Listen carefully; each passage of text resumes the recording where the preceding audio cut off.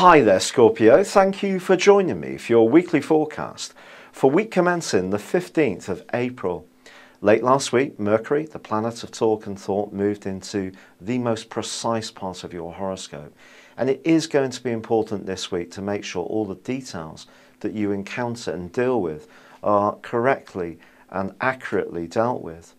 And also, during this week, Mercury goes side by side with Uranus, which could see you having a surprise around your working situation. This could be a pleasant surprise, but it also can be you wanting to fulfill a desire to do something that's more satisfying. So if you're in a job that's stifling and not very encouraging, doesn't really give you a lot of soul enrichment, you may decide to do something suddenly to change this. But also this week, serves up something quite delicious on its first day, and that is that Venus moves into your sector of relating.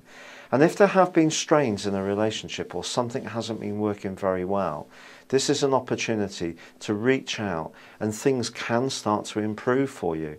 But you've got to try to handle the combination between your ruler Mars and also the Sun this week, which could see you quite furious if you feel someone hasn't been behaving properly.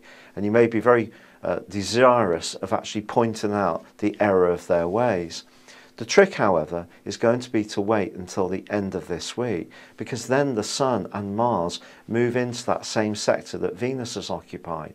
And suddenly, where something has seemed so out of sorts, picky, not very pleasant at all, you start to find common ground. The dialogue starts to meet in the middle more. Cooperation, collaboration takes on a much more attractive appeal for you than pointing out those deficiencies. There is a quarter moon which occurs on Thursday. This occurs in your 9th solar house. So one of the things you should also try to avoid doing this week is putting yourself under too much pressure to be too virtuous yourself. Pace yourself around any obligations or responsibilities. But Venus does forge a very spiritual and beautiful link with Neptune this week.